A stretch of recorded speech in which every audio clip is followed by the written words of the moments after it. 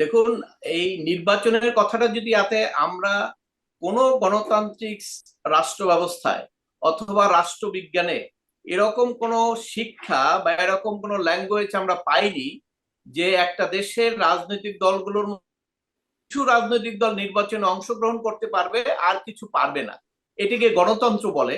এরকম কোন রাষ্ট্রবিজ্ঞানের ভাষা আপনি পাবেন না দেশের। বিশেষ করে আমাদের সংবিধান যেটা আছে সেখানেও বলা আছে সকলের রাজনৈতিক দল করার অধিকার আছে। এখন আপনার প্রশ্ন আসবে যে হ্যাঁ, এর আগে যারা ক্ষমতায় ছিলেন তাদের বেশ কিছু অনিয়ম, গুম খুন, তারপরে গণতন্ত্র ধ্বংস, অনেক অভিযোগ আনতে পারেন, সেগুলো তো বিচার চলছে। কিন্তু সেই কারণে যে একটা দলকে আপনি নিষিদ্ধ করে দিবেন, তারা বা তাদের ভোটাররা ভোটই দিতে পারবে না, এটি যদি বলেন তাহলে আপনি কিন্তু আর গণতান্ত্রিক ক্যারেক্টারে থাকলেন না। তাহলে আপনার এই কথাটা যে বলেন, তাকে কিন্তু আমি গণতান্ত্রিক মনে করি না, তাকে কিন্তু আমি স্বৈরতান্ত্রিকই মনে করি।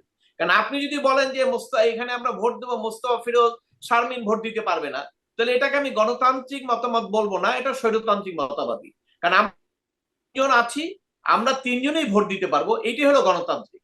কিন্তু এর মধ্যে একজন বাদ দিয়ে ভোট দেওয়া হবে, এটাকে গণতান্ত্রিক বলে না।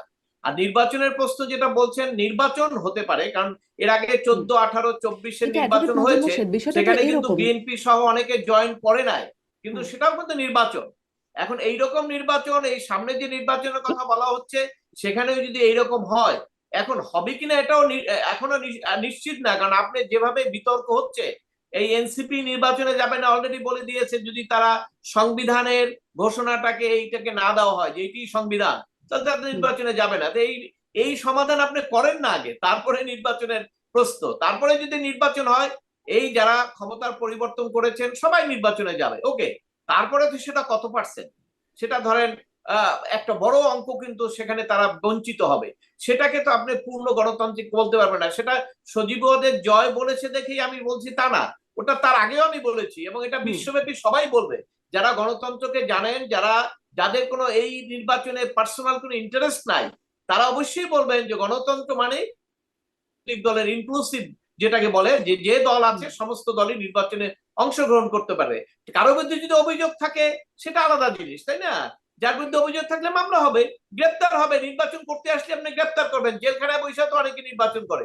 আর জনগণ যদি আপনাকে ভোট দেয়, সেখানে তো আমার কিছু বলার নাই, গণতন্ত্র তো সেইটাই। কিন্তু আপনি কি বলতে পারবেন যে না, আমাদেরকে আজকে ধরেন এই ছাত্ররা যে পরিবর্তন করলো, এখন যদি জনগণ যদি ছাত্রদেরকে ভোট না দেয়, তাহলে কি আপনি বলতে পারবেন যে না, এটা গণতন্ত্র হয় নাই?